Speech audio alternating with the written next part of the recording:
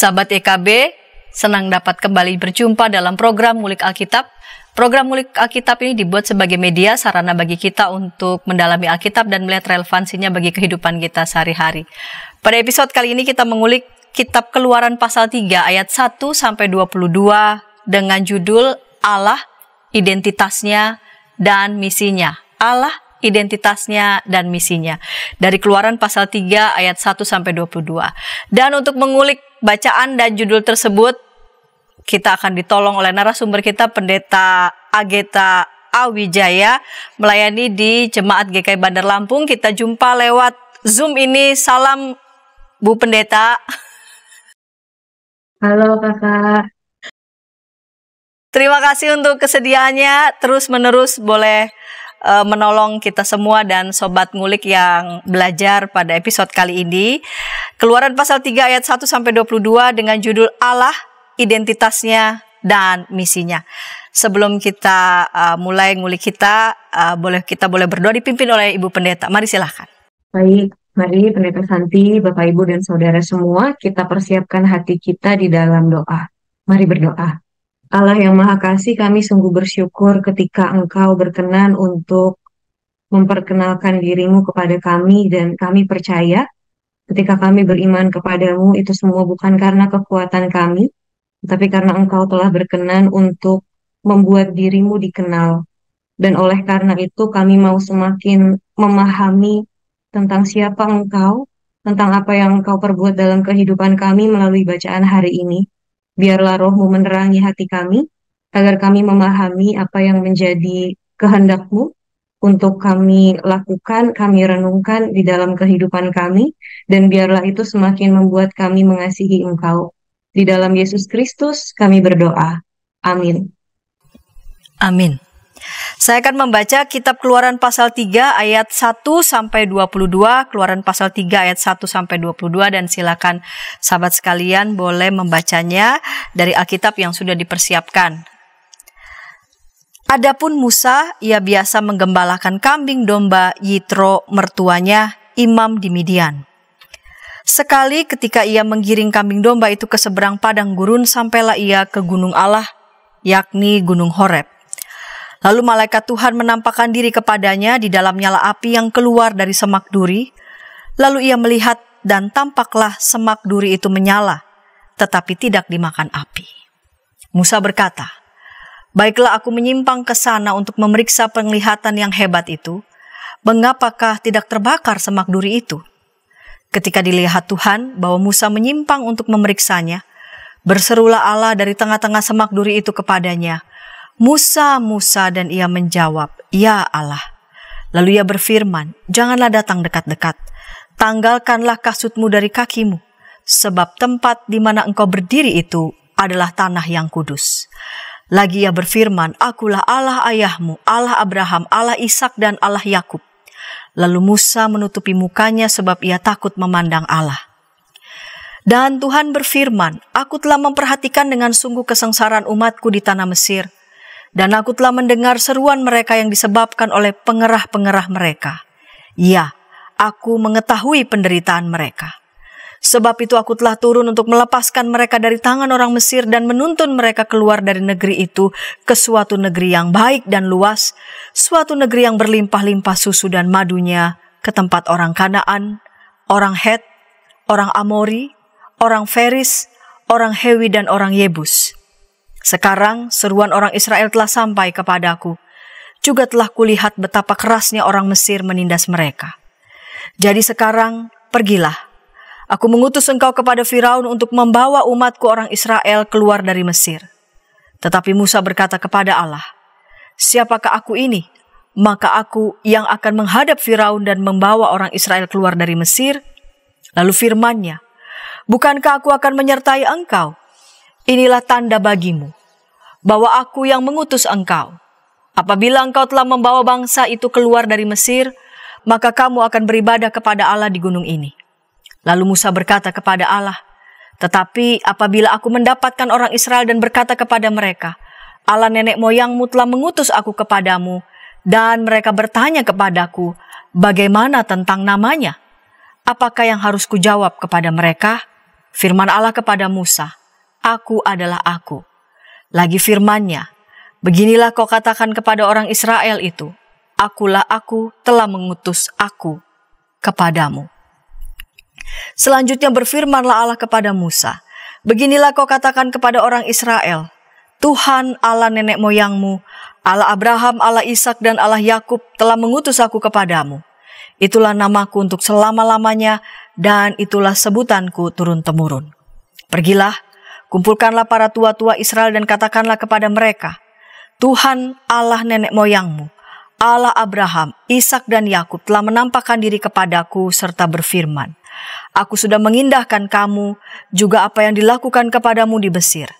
Jadi aku telah berfirman, Aku akan menuntun kamu keluar dari kesengsaraan di Mesir menuju ke negeri orang Kanaan, orang Het, orang Amori, orang Feris, orang Hewi dan orang Yebus ke suatu negeri yang berlimpah-limpah susu dan madunya. Dan bila mana mereka mendengarkan perkataanmu, maka engkau harus beserta para tua-tua Israel pergi kepada Raja Mesir, dan kamu harus berkata kepadanya, Tuhan Allah orang Ibrani telah menemui kami. Oleh sebab itu, izinkanlah kiranya kami pergi ke padang gurun 3 hari perjalanan jauhnya untuk mempersembahkan korban kepada Tuhan Allah kami. Tetapi aku tahu bahwa Raja Mesir tidak akan membiarkan kamu pergi, kecuali dipaksa oleh tangan yang kuat. Tetapi aku akan mengacungkan tanganku dan memukul Mesir dengan segala perbuatan yang ajaib yang akan kulakukan di tengah-tengahnya. Sesudah itu, ia akan membiarkan kamu pergi. Dan aku akan membuat orang Mesir bermurah hati terhadap bangsa ini, sehingga apabila kamu pergi, kamu tidak pergi dengan tangan hampa.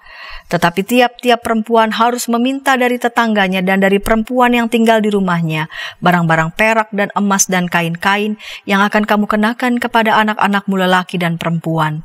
Demikianlah kamu akan merampasi orang Mesir itu. Baiklah. Ibu Pendeta, ini lumayan 22 ayat.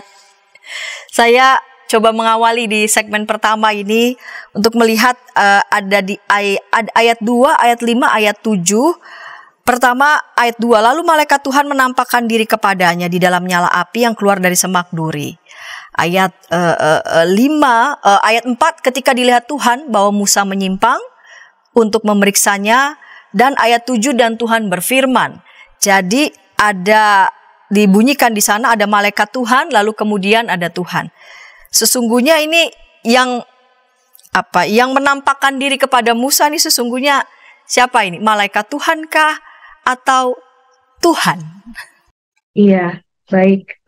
Memang kalau kita melihat dari kitab Keluaran, khususnya dari bagian yang kita baca ini ya, Keluaran 3 ayat 1 sampai 22, kita akan melihat betapa beragamnya ternyata penyebutan nama Allah dan persepsi tentang siapa sih yang menampakkan diri kepada Musa pada saat ia melihat semak berduri yang tidak terbakar itu. Dan memang ini menunjukkan adanya inkonsistensi yang terdapat di dalam kitab Keluaran gitu ya. Porsi terbesar yang kita temukan di sini adalah tentang penyebutan nama Allah. Tapi mungkin kalau Pendeta Santi dan Bapak Ibu Saudara membaca di pasal sebelumnya ada inkonsistensi lain juga yang terlihat, misalnya tentang penyebutan nama mertua Musa gitu ya. Ada yang menyebut Yitro, itu di Keluaran 3 ayat 1 yang tadi kita baca. Ya. Tapi di pasal sebelumnya, di Keluaran 2 ayat 18, mertuanya Musa itu dipanggilnya Rehuel.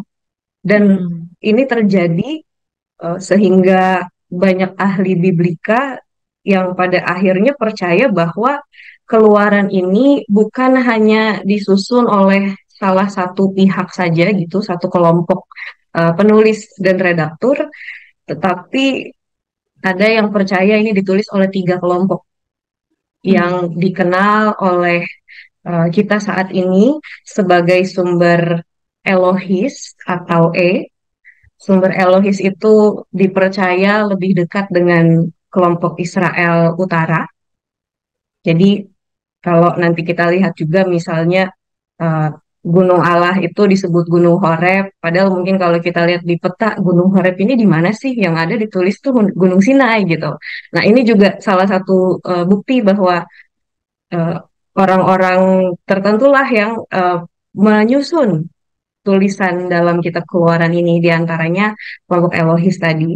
Dan yang berikutnya adalah kelompok Yahwis. Kelompok Yahwis ini sebenarnya dipercaya sebagai kelompok yang lebih tua dan lebih dekat pada Israel Selatan karena mereka eh, dipercaya hidup mulai masa pemerintahan Raja Salomo begitu. Dan merekalah yang menyusun redaksi kitab Keluaran juga. Dan yang terakhir adalah sumber P atau Pris yang kalau kita banyak lihat di kitab Perjanjian Lama, mereka bertanggung jawab, dipercaya bertanggung jawab menulis berbagai silsilah tokoh-tokoh. Nah, ketiga kelompok itu memberi kontribusi di dalam penyusunan kitab Keluaran, sehingga di dalam teks ini kita pun melihat ada sumber atau tradisi iman yang cukup kaya yang diwariskan kepada kita, begitu. Dan kalau kita melihat misalnya secara spesifik di Keluaran 3 ayat 1 sampai 22 yang tadi kita baca, ini terlihat bahwa di bagian awal tadi seperti Pendeta Santi sampaikan, ada ciri khas yang dipercaya ini ditulis oleh kelompok Elohis, yakni malaikat Allah yang menampakkan diri. Tadi Pendeta Santi menyampaikan bahwa malaikat Allah ya yang muncul dalam semak duri itu. Ya. Betul. Adanya di ayat 2. Nah, ciri-ciri ini sebenarnya ciri-cirinya kelompok Elohis, bahwa Allah itu biasanya menampakkan diri dalam perantaraan. Jadi kalau di sini kita lihat malaikatnya menampakkan diri dalam semak duri yang tidak terbakar api, tapi di bagian-bagian lain kita bisa melihat juga bagaimana sumber ini menunjukkan bahwa Allah menampakkan diri kepada Yakub misalnya lewat penglihatan di dalam mimpi dan juga lewat gemuruh ya atau petir pada bangsa Israel ketika mereka ada di atas gunung. Jadi itu bukti yang pertama bahwa teks ini diawali dengan tulisan dari sumber begitu, Elohis. Dan kemudian tadi tentang penyebutan gunung juga saya sempat sampaikan ya, Gunung Horeb itu tidak ada di peta, tapi sebenarnya ini adalah penyebutan gunung yang kudus yang biasa dipakai oleh bangsa Israel sebagai tempat untuk menyembah Tuhan oleh sumber Dan kemudian ada jarak juga yang kita lihat antara Allah dengan manusia yang disebabkan oleh kekudusan Allah, itu diwakili dengan permintaan Allah kepada Musa untuk tidak terlalu dekat dengan semak itu juga menunjukkan ciri khasnya sumber karena penulis sumber itu percaya bahwa Allah itu sebegitu maha kuasanya dan siapa yang melihat Allah terlalu dekat, dia akan ketakutan. Dan bahkan ada yang percaya juga bahwa kalau bangsa Israel melihat Allah secara langsung, mereka akan mati. Nah, ini warisan tradisi mereka. Di lain sisi, kita melihat juga tradisi yang lain gitu di Keluaran 3 ini, yakni warisan sumber Yahwis yang menyebut kata Allah sebagai Tuhan yang dicetak dengan huruf besar semua. Jadi kalau tadi Pendeta Santi bertanya, ini siapa sih sebenarnya yang ditemui Musa? Ini Tuhan, tapi yang dilihat dari dua tradisi tadi.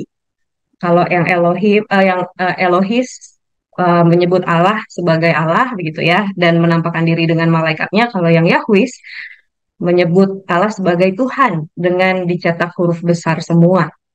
Dan yang berikutnya bukti yang lain, Tuhan ini juga kan memperkenalkan diri sebagai Allah Bapa leluhur Israel, Allah Abraham, Ishak dan Yakub.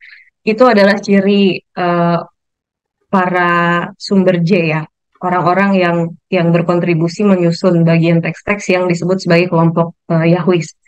Dan yang berikutnya juga kalau kita melihat, nanti kita akan eksplor ini lebih dalam lagi, bahwa yang menyebabkan penderitaan, kalau di ayat 8 ya, 7-8 ya, yang menyebabkan penderitaan bangsa Mesir itu disebut di sini kerja paksa. Tapi nanti kita akan melihat ada versi yang lain lagi, yang juga tercatat di dalam teks ini bahwa yang menyebabkan Israel menderita itu bukan kerja paksa tetapi penindasan atau oppression, dan itu kembali ke sumber E sebenarnya yang menafsir bahwa kesengsaraan Israel itu terjadi karena uh, penindasan yang mereka alami.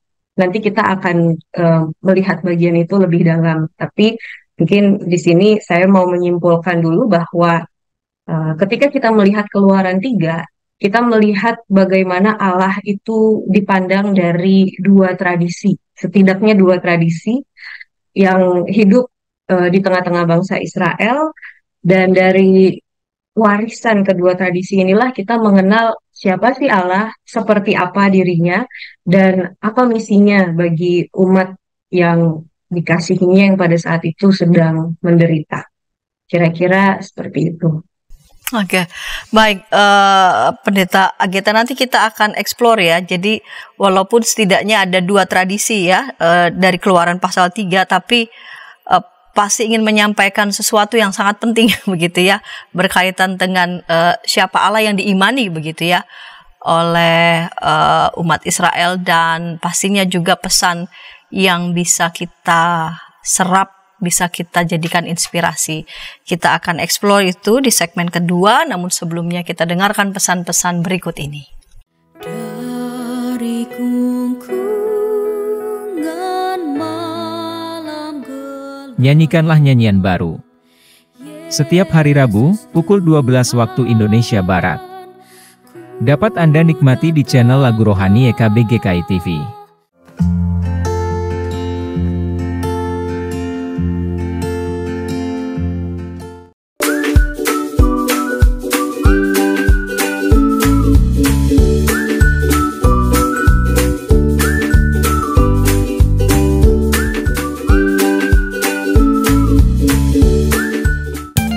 Sahabat, mari dukung pelayanan dan pekabaran Injil melalui YKB dengan membagikan link acara ini kepada sebanyak mungkin orang.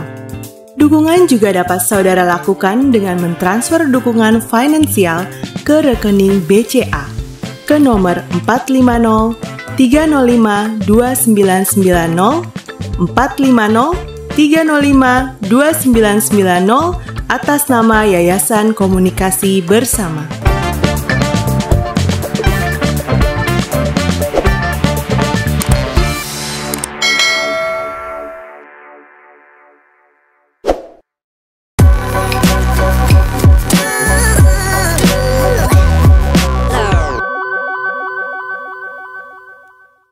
Senang masih bersama dengan kami dalam program Ngulik Alkitab. Pada episode kali ini kita mengulik Keluaran pasal 3 ayat 1-22 dengan judul Allah, identitasnya dan misinya. Kita sudah tiba di segmen yang kedua ini. Saya mengajak sahabat semua boleh berinteraksi di kolom komentar yang sudah tersedia, baik itu menyampaikan tanggapan ataupun juga pertanyaan. Narasumber pada episode ini yaitu Pendeta Agatha dari GKI Bandar Lampung akan dengan senang hati merespon tanggapan ataupun juga pertanyaan dari para sobat ngulik. Kita lanjut di segmen yang kedua ini ya, Ibu Pendeta. Menarik ini pada cara Allah menampakkan diri ya. Di ayat 2, lalu malaikat Tuhan menampakkan diri kepadanya di dalam nyala api yang keluar dari semak duri, tapi kan tidak terbakar begitu. Ini apa maknanya? Mengapa Allah menampakkan diri kepada Musa lewat itu tadi ya, semak berduri yang menyala tapi tidak terbakar? Apa yang ingin Allah mau tunjukkan kepada Musa?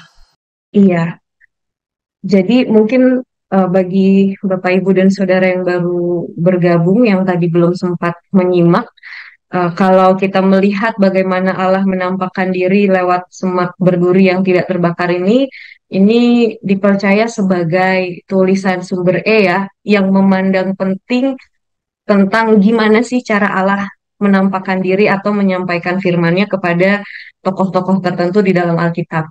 Karena kalau yang sumber J dan sumber P, mereka kebanyakan tidak menceritakan Allah itu muncul bagaimana, hanya langsung masuk pada Allah berfirman apa gitu. satu-satunya sumber yang paling memberi perhatian pada cara Allah menampakkan diri itu adalah sumber E. Dan hal ini dilakukan juga dalam rangka untuk menunjukkan sebenarnya apa sih yang Allah mau sampaikan dan bagaimana Allah mau orang Israel itu mengenal dirinya gitu lewat image yang bagaimana. Dan dari sini semak duri yang tidak terbakar itu memang dipakai oleh Allah untuk menjadi media ya penampakan dirinya karena saat itu pertama-tama memang konteks peristiwa ini terjadi adalah pada saat Musa sedang menggembalakan kambing domba dan itu terjadi di gunung di mana kalau kita bayangkan ini seperti padang stepa yang punya semak berduri begitu, tetapi semak berduri yang menarik ini, yang dimana Allah menampakkan dirinya ini, dia terbakar oleh api, tetapi tidak termakan oleh api itu. Jadi semaknya sendiri baik-baik saja di dalam api. Artinya di sini Allah mau memperlihatkan diri sebagai Allah yang memang berdaulat dan tidak terkonsum oleh apapun, begitu. Dan dari sini terlihat juga bahwa Allah mau menunjukkan kekudusannya karena Musa diminta untuk menanggalkan kasutnya yang pada saat itu mendekat ya ke arah semak itu. Dan dari situ Allah mau memperlihatkan sisi dirinya yang kudus, yang tak terjamah, yang senantiasa bertindak bukan atas pengaruh orang lain, tetapi oleh kehendak dan kedaulatannya sendiri. Dan kenapa ini penting disampaikan kepada bangsa Israel melalui Musa? Karena kalau kita melihat situasi di dalam kitab Keluaran, inilah pertama kalinya Allah menunjukkan siapa dirinya kepada bangsa Israel. Sebelumnya, Allah belum pernah menunjukkan diri. Terakhir Allah menunjukkan diri adalah kepada Yakub yang kita tahu sebagai bapa leluhur Israel, dan peristiwa ini sendiri terjadi lama setelah Yakub bahkan Yusuf meninggal. Artinya sepanjang masa Israel berubah dari anak-anak Yakub menjadi sebuah bangsa yang besar itu, entah berapa tahun Alkitab tidak mencatatkannya. Sepanjang itu jugalah mereka menyembah Allah yang mereka sendiri belum pernah lihat dan kenali. Jadi ini first impression yang Allah berikan kepada bangsa Israel yang sebenarnya sudah lama menyembah Dia dan diaku sebagai umatnya. Kira-kira itu yang mau disampaikan.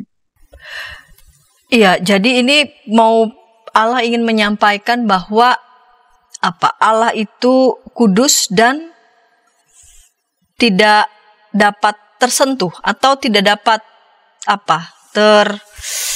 terkontaminasi atau Betul, betul. Jadi Allah mau menyampaikan bahwa kalau Allah pada masa itu, pada saat itu, dengan cara itu menampakkan dirinya kepada Musa, itu bukan karena ada yang mengaruhi Allah, bukan karena sesuatu atau faktor mungkin kehebatan atau keluar biasaan bangsa Israel, tetapi memang itu dilakukan karena dirinya sendiri mau menampakkan dirinya kepada Musa. Alasannya memang nanti kita akan ketahui di belakang, dan alasannya itu bukan karena Israel sudah melakukan sesuatu yang luar biasa sehingga Allah akhirnya menunjukkan diri begitu ya. Tapi ini memang adalah kehendak Allah sendiri. Dan dari sana juga Allah mengharapkan ada perasaan takut akan Dia. Ada rasa hormat yang dimunculkan oleh bangsa Israel terhadap Allah, karena Allah itu kudus. Kudus dalam arti sangat suci, tetapi juga kudus dalam arti Ia tidak bisa dipengaruhi oleh apapun, begitu, kecuali memang kehendaknya sendiri.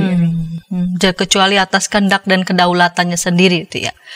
Nah, lalu kemudian kalau kita perhatikan di ayat selanjutnya ya, ayat selanjutnya begitu, setelah menampakkan dirinya melalui semak yang tidak terbakar api, Tuhan juga memperkenalkan dirinya, lalu ia berfirman begitu ya. Lalu ia berfirman, lalu kemudian ayat 6 juga lagi ia berfirman, ayat 7 dan Tuhan berfirman. Ini apa ya makna khusus yang mau Tuhan sampaikan kepada Musa dan juga kepada bangsa Israel? Pertama lewat semak yang menyala namun tidak terbakar. Lalu kemudian yang kedua ia berfirman. Ia bicara begitu, berkata-kata. Iya, frasa Allah berfirman ini diulang dalam ayat 5 dan 6 gitu ya.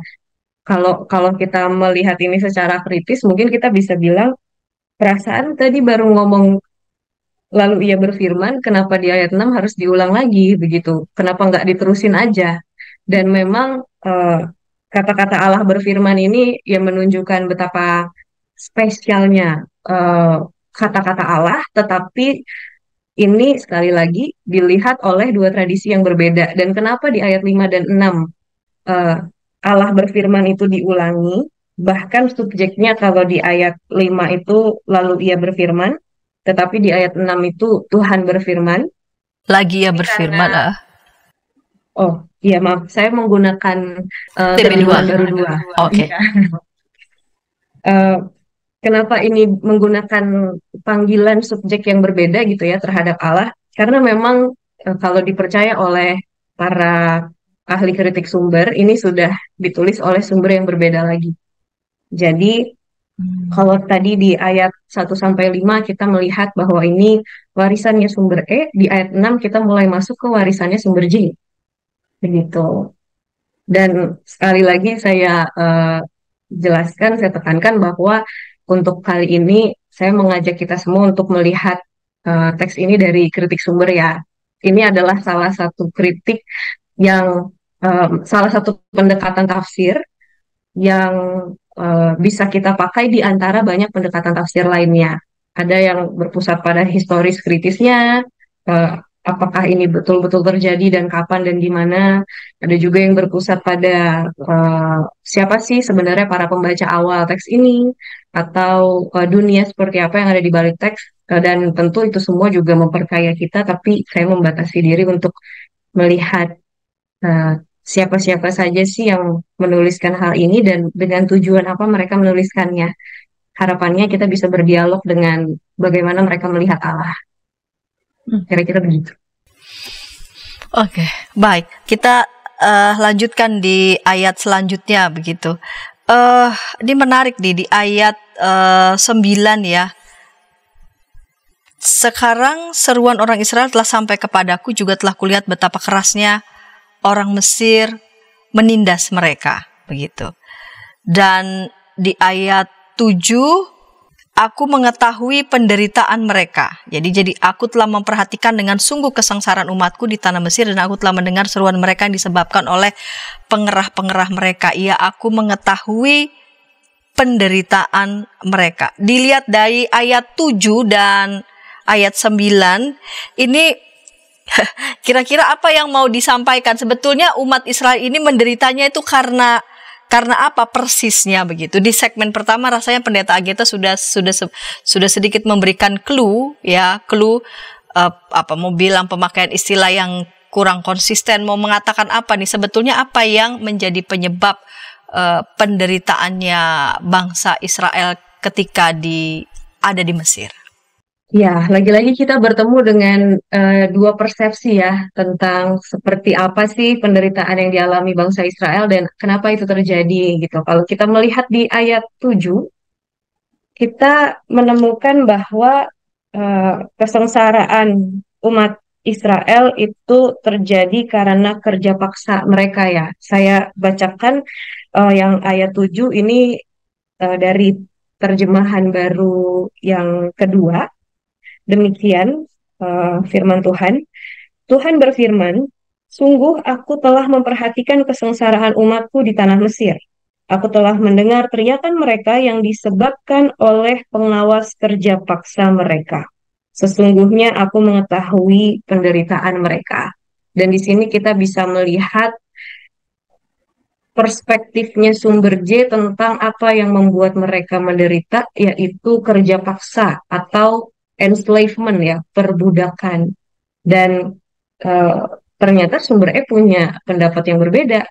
Kalau kita lihat di ayat 9 yang kembali merupakan warisan tradisinya sumber E, karena menyebut Allah tidak lagi sebagai Tuhan dengan cetakan besar, tapi Allah, 9 ke bawah ya, maksudnya 9 sampai 11. Di situ dikatakan bahwa mereka merasa tertindas itu karena orang Mesir menindas mereka. Jadi ini penderitaan ini terjadi karena penindasan.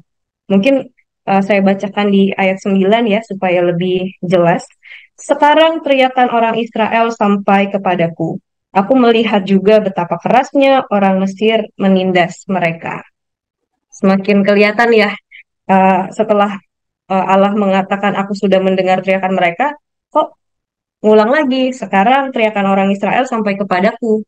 Dan setelah itu yang dijelaskan bukan karena uh, perbudakan orang Israel menderita, tetapi karena penindasan atau oppression. Yang kalau kita telusuri di pasal-pasal sebelumnya, ini ditunjukkan dengan dibunuhnya bayi-bayi laki-laki Israel. Jadi oppression yang dimaksud atau penindasan yang dimaksud di sini secara spesifik ini lebih seperti genosida. Dan kenapa perspektif ini muncul gitu ya? Apakah karena yang satu bohong dan yang lain jujur? Tentu tidak. Bisa jadi kedua-duanya itu terjadi betul-betul. Tetapi sekali lagi, ketika sebuah peristiwa besar terjadi, ada banyak orang yang melihat ini dari perspektifnya masing-masing. Dan ternyata kita melihat perspektif kedua sumber memaknai penderitaan bangsa Israel dengan cara yang berbeda. Karena penindasan dan karena perbudakan. Mungkin nanti kalau ada waktu lagi saya akan menjelaskan kenapa dua perspektif ini penting dan bagaimana dua perspektif ini menolong mereka untuk berteologi di kemudian hari. Oke. Baik, Ibu Pendeta Ageta, kita akan lanjutkan. Jadi kalau menurut saya begitu ya, sekalipun katakanlah dua perspektif yang berbeda, entah itu penderitaannya karena memang kerja paksa lalu kemudian genosida, ini dua peristiwa yang sama-sama mengerikan begitu. Yang satu manusia dipaksa sedemikian rupa ya untuk bekerja sehabis-habisnya begitu. Kemanusiaannya itu sama sekali tidak digubris, tidak dianggap begitu. Lalu kemudian dengan secara sengaja terstruktur begitu sistematis menginginkan supaya populasi mereka tidak berkembang. Jadi bayangkan sudah kerja paksa pasti akan ada yang mati, lalu kemudian generasi mereka juga ditutup sedemikian rupa lewat sistem ya, dan itu dibuat semuanya oleh penguasa. Jadi dua peristiwa ini memang sangat menghimpit mereka, dan ini kan soal eksistensi sebagai sebuah bangsa begitu. Bagaimana mereka bisa eksis kemudian hari kalau udah kerja paksa, lalu kemudian untuk generasi ke depan juga ditutup. Ya, kita akan lihat ayat selanjutnya di segmen 3, namun sebelumnya kita akan dengarkan pesan-pesan berikut ini. Tanganku dipegang. Injil dalam Melodi. Setiap hari Kamis, pukul 12 waktu Indonesia Barat. Dapat Anda nikmati di channel Bedah Lagu YKB GKI TV.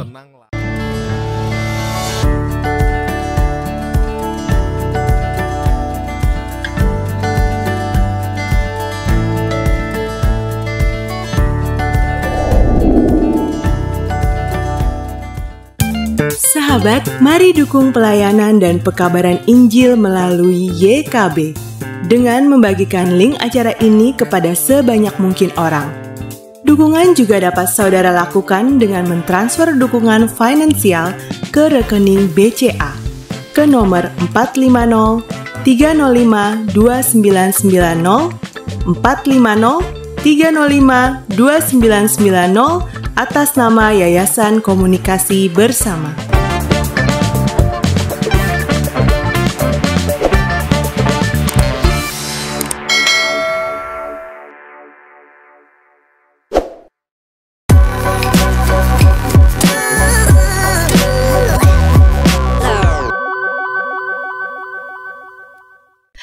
sahabat, senang masih bersama dengan kami dalam program Ngulik Alkitab. Pada episode kali ini kita mengulik Keluaran pasal 3 ayat 1-22 dengan judul Allah, identitasnya dan misinya. Saat ini kita sudah tiba di segmen yang ketiga. Mari sahabat, saya mengajak sahabat boleh berinteraksi di kolom komentar yang sudah tersedia. Saya sebagai pemandu percakapan Pendeta Santiani Manurung dan narasumber kita pada episode kali ini Pendeta Geta. Baik Ibu Pendeta, kita lanjutkan segmen yang ketiga ini, segmen penutup di episode ini.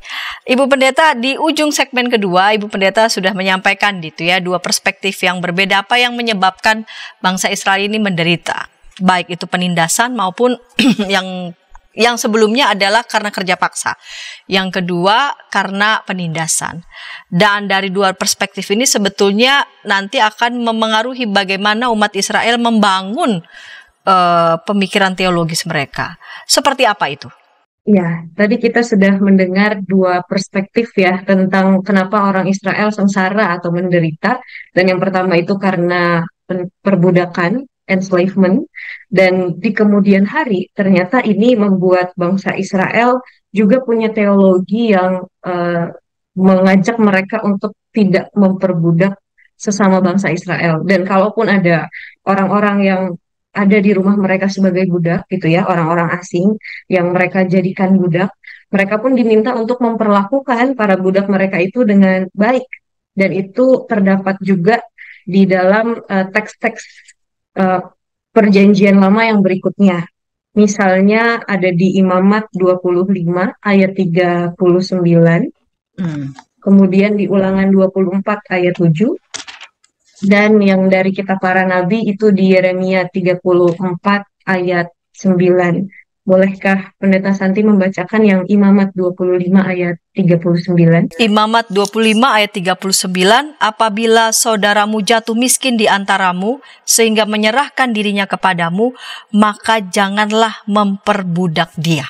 Dari Ulangan 24 ayat 7.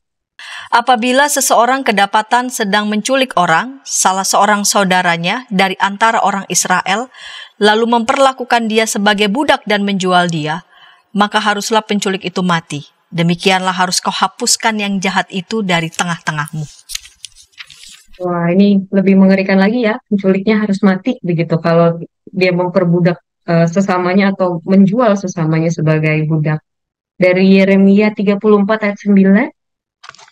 Yeremia 34 ayat 9, supaya setiap orang melepaskan budaknya bangsa Ibrani, baik laki-laki maupun perempuan, sebagai orang merdeka, sehingga tidak ada seorang pun lagi yang memperbudak seorang Yehuda, saudaranya. Iya, jadi dari ketiga teks itu kita melihat bahwa ternyata bagaimana Allah melihat kesengsaraan bangsa Israel dari tradisi Elohis yang percaya bahwa kesengsaraan itu terjadi karena perbudakan, itu dibawa sebagai warisan teologi sampai ke tahun-tahun berikutnya gitu ya, bahkan berapa ratus tahun berikutnya. Dan ini dilihat penting karena akhirnya mereka memandang bahwa mereka tidak boleh memperbudak bangsanya, bukan karena mereka adalah sesamanya saja, tetapi karena Allah lah yang berharap mereka melakukan itu. Jadi tindakan untuk tidak memperbudak sesamanya ini bukan hanya tindakan moral etis, tetapi tindakan spiritual, tindakan yang berdasar pada iman kepada Allah yang telah membebaskan mereka dari perbudakan. Di lain sisi kita ketemu juga dengan tradisi sumber J yang melihat bahwa ini semua terjadi karena genosida atau di sini disebutnya penindasan ya. Maaf, sumber E. Kalau yang tadi perbudakan itu punyanya sumber J. Yang sumber E melihat bahwa penindasan secara spesifik itu terjadi pada saat bayi-bayi laki-laki Israel itu dibunuh. Dan dari pemahaman bahwa Allah melihat kesengsaraan mereka yang mengalami penindasan, oppression, dalam hal ini genosida, itu membuat mereka akhirnya juga terpanggil untuk memperlakukan orang asing dengan ramah.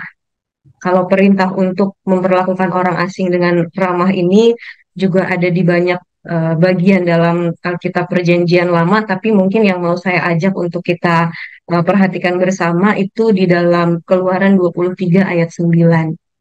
Jadi masih di teks yang sama Keluaran tapi di pasal 23. Orang asing janganlah kamu tekan, karena kamu sendiri telah mengenal keadaan jiwa orang asing, sebab kamu pun dahulu adalah orang asing di tanah Mesir.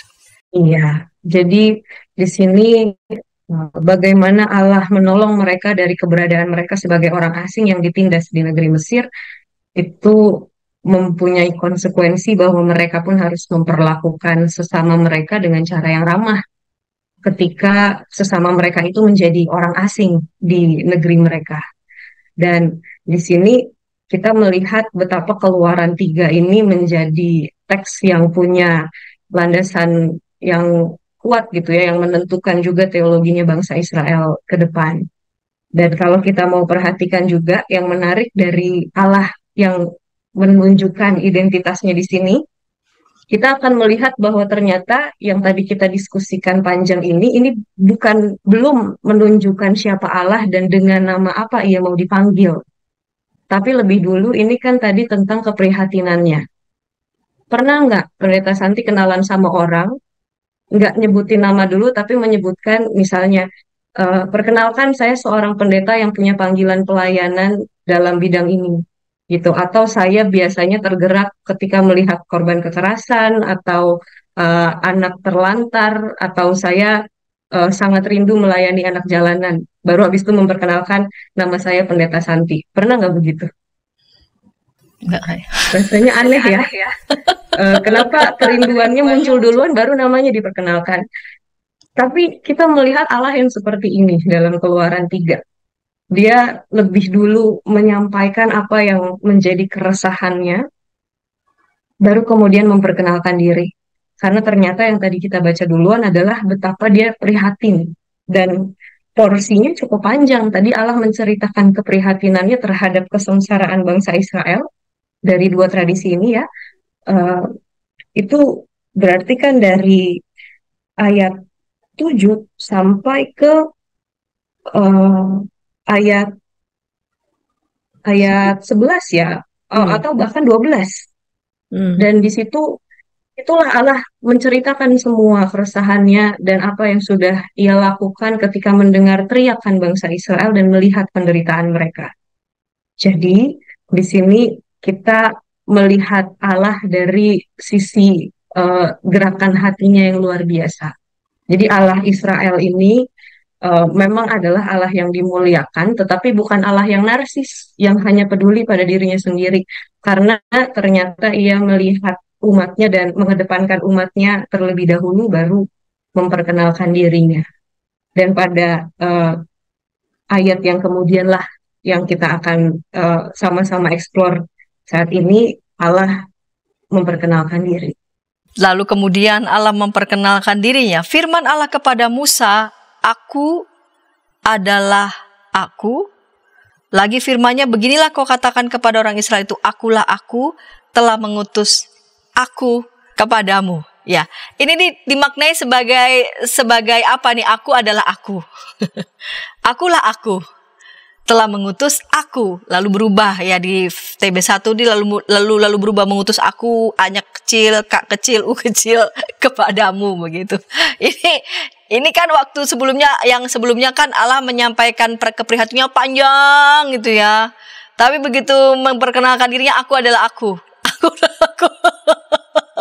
Udah itu aja, nggak ada yang lain. Apakah cukup gitu Allah memperkenalkan dirinya cukup dengan itu gitu?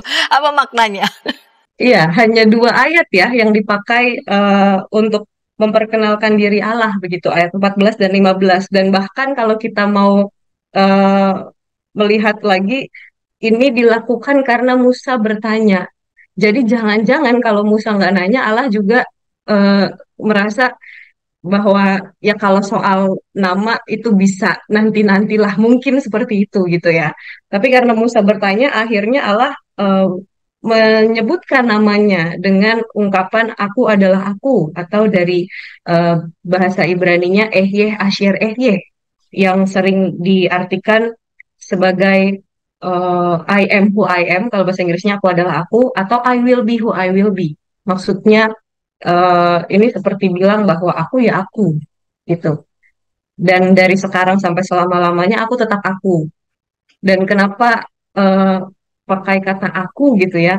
Karena memang Allah itu kan sulit dipahami oleh pemikiran manusia gitu ya, sulit untuk menemukan siapa Allah secara komprehensif gitu kalau kita hanya menggunakan pemikiran kita, sebab Allah jauh lebih besar melampaui itu. Dan siapa dirinya, apa kehendaknya itu seperti yang tadi sudah disampaikan juga tidak terpengaruh oleh eh, pihak-pihak lain. Jadi karena sosok atau identitas Allah ini melampaui apa yang bisa diraih oleh manusia, penjelasan yang paling bisa diterima adalah aku adalah aku. Dan eh, karena mungkin kalau kalau di sini kita kita membayangkan waktu situasinya terjadi gitu ya. Mungkin Musa waktu dengar aku adalah aku bingung juga mau ngapain. Ini juga salah satu tafsiran. Eh, Akhirnya Allah bilang di ayat 14 yang B ya, lagi firman-Nya, beginilah kau katakan kepada orang Israel itu, akulah aku telah mengutus aku kepadamu. Jadi kayak Allah mau menyampaikan, ya udah kalau bingung bilang aja akulah aku yang mengutus Musa gitu ya. Dan itu saja yang disampaikan kepada bangsa Israel. Pada akhirnya kelompok Elohis eh, menjelaskan ini dengan cukup sulit gitu ya. Tetapi ke kepelikan ini ditutup dengan cantik oleh sumber J, karena mereka sejak awal sudah dengan berani menyebutkan nama Allah sebagai Tuhan atau Yahweh gitu ya. Dan itulah yang tertulis di ayat 15. Selanjutnya berfirmanlah Allah kepada Musa, beginilah kau katakan kepada orang Israel, Tuhan, Allah nenek moyangmu, Allah Abraham, Allah Ishak dan Allah Yakub telah mengutus aku kepadamu. Itulah namaku untuk selama-lamanya dan dengan itulah aku dipanggil turun-temurun. Jadi bagian ini memang sumber J yang menang ya dalam hal menjelaskan kepada kita karena penjelasan mereka lebih bisa dipahami begitu. Nama Tuhan yang adalah Yahweh itulah yang akhirnya kita terima sampai saat ini.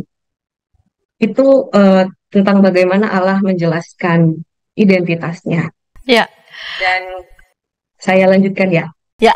Bagian ini juga sebenarnya sudah menginspirasi teologi tentang keprihatinan Allah tadi, begitu. Tadi sempat saya jelaskan sedikit bahwa Allah ini bukan Allah yang narsis loh, walaupun kita sering eh, mengatakan bahwa sebagai orang percaya, panggilan kita ini adalah memuliakan Allah. Tapi itu panggilan, bukan tuntutan Allah kepada kita.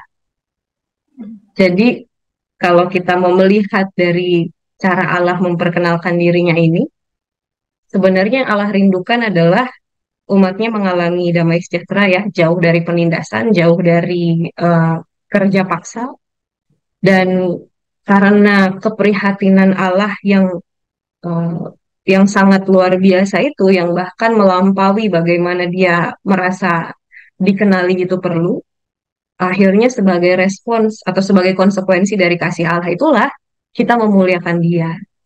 Dan pada akhirnya kita tidak bisa membicarakan Allah tanpa membicarakan keprihatinan dan kasihnya. Kira-kira seperti itu. Ya, jadi bukan Allah yang narsis, kita tidak bisa tidak menghayati, mengimani Allah tanpa kita mau menghayati, mengimani, mencintai apa yang menjadi keprihatinannya. Ya. Baiklah, dan memang bukan tanpa maksud dan tujuan saya, Tuhan memperkenalkan dirinya. Di ayat 16 sampai seterusnya itu catatan kitab Keluaran ya. Di ayat 16, pergilah kumpulkanlah para tua-tua Israel, katakanlah kepada mereka, aku sudah mengindahkan kamu juga apa yang dilakukan kepadamu. Aku telah berfirman, aku akan menuntun kamu keluar dari kesengsaraan. Ini apa yang menjadi tujuan Allah setelah ia memperkenalkan diri. Jadi setelah Allah mengatakan apa yang menjadi keprihatinannya, lalu kemudian Allah menyampaikan ini loh saya begitu ya. Lalu apa yang Allah rindukan begitu ya, untuk bisa Musa dan umat boleh lakukan dan sadari gitu. Ya, jadi betul bahwa Allah memperkenalkan diri bukan tanpa maksud gitu ya, bukan sekadar basa-basi atau silaturahmi belaka gitu, tetapi ada tujuan di balik pengenalan diri Allah, yakni bahwa ia mau menuntun umatnya keluar dari kesengsaraan yang mereka alami di tanah Mesir dan membawa mereka ke negeri yang pernah ia janjikan kepada bapa leluhur mereka. Dan misi ini diuraikan dengan lebih detail di ayat 16 sampai 22.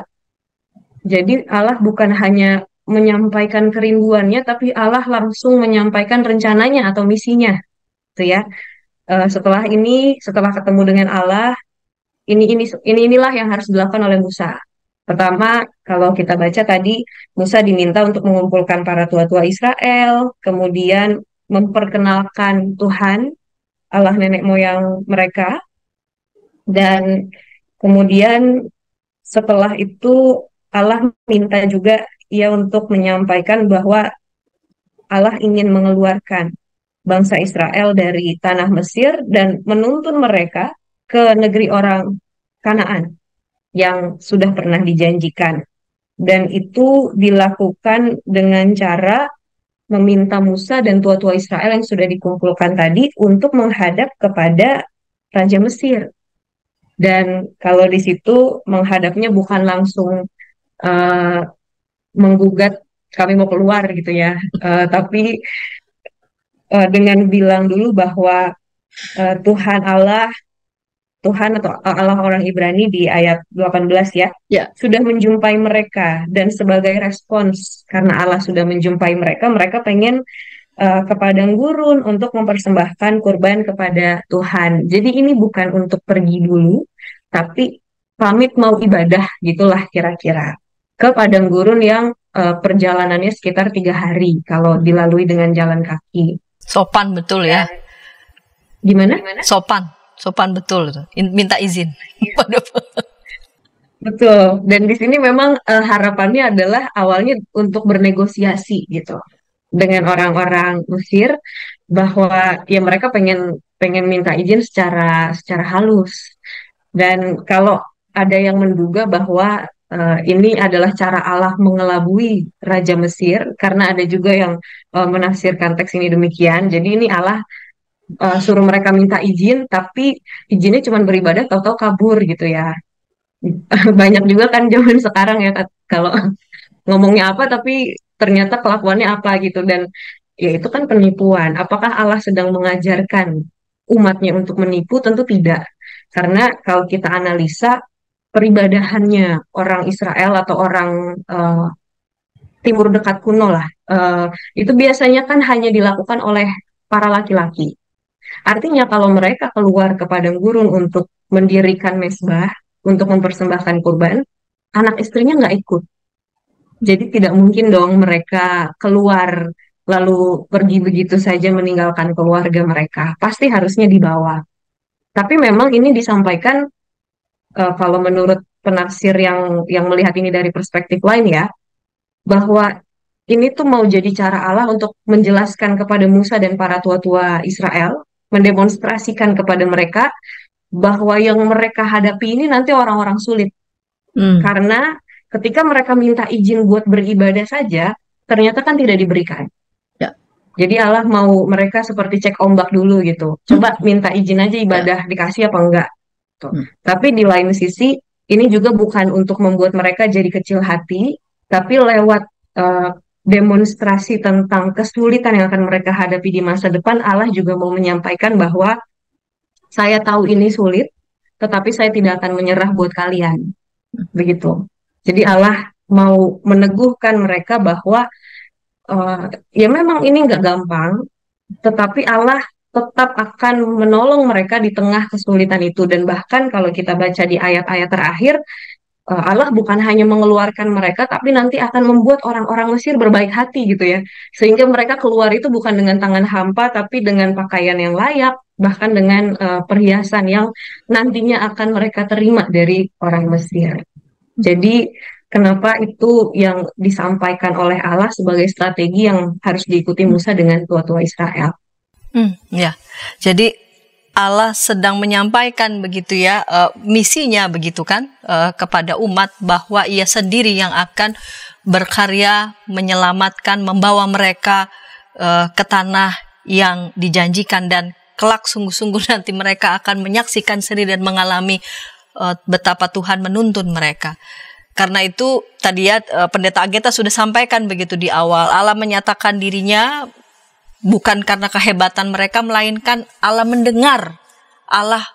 mendengar seruan mereka, Allah prihatin begitu ya terhadap kesengsaraan, penindasan yang mereka alami, dan Allah menyatakan karya keselamatan yang Ia kerjakan di tengah-tengah umat.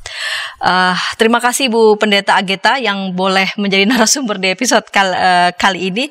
Dan sahabat, ketika tayangan ini boleh memberkati sahabat, sahabat boleh membagikan tayangan ini ke sebanyak mungkin orang, dan boleh menekan tombol like ataupun subscribe sehingga boleh mendapatkan update tayangan YKB GKI terkini. Kita mau menutup dalam doa. Silakan Ibu Pendeta Ageta boleh menutup dalam doa. Baik, mari kita berdoa. Dari para leluhur iman kami ya Tuhan, kami telah membaca apa yang mereka alami dan bagaimana mereka mengenal Engkau. Oleh karena itu, biarlah apa yang telah kami baca dan pelajari bersama saat ini juga membuat kami semakin memahami siapa Engkau, meskipun pada akhirnya kami tidak bisa sepenuhnya memahami dirimu. Tetapi biarlah dengan pengenalan yang semakin dalam akan Tuhan, kami terus belajar tentang apa yang Tuhan kehendaki. Dan ajarkan kami juga untuk terus membawa pengenalan akan Tuhan dan membuat itu menjadi landasan bagi kami untuk mengerjakan karya-karya kami, untuk berpikir, bertindak, bertutur kata semuanya seturut dengan kehendak Allah, sehingga kami pun sebagai umat Allah juga bisa menghadirkan damai sejahtera di tengah lingkungan sekitar kami. Pada hari ini ya Tuhan, masih ada banyak rupa-rupa penindasan dan juga perbudakan yang terjadi di sekitar kami, dan ajarlah kami untuk tidak menyerah atau tinggal diam ketika melihatnya, tetapi sebagaimana Engkau telah menggerakkan hatimu untuk menyelamatkan bangsa Israel, kiranya Engkau juga berkenan menggerakkan hati kami untuk terus menghadirkan keselamatan bersama-sama dengan Engkau bagi mereka yang sengsara dan tertindas. Kami menyerahkan diri kami untuk Tuhan pimpin senantiasa di dalam kehidupan kami. Di dalam Yesus Kristus kami berdoa. Amin. Amin. Sahabat, mari dukung pelayanan dan pekabaran Injil melalui YKB dengan membagikan link acara ini kepada sebanyak mungkin orang. Dukungan juga dapat saudara lakukan dengan mentransfer dukungan finansial ke rekening BCA ke nomor 450 305 2990 450 305 2990 atas nama Yayasan Komunikasi Bersama.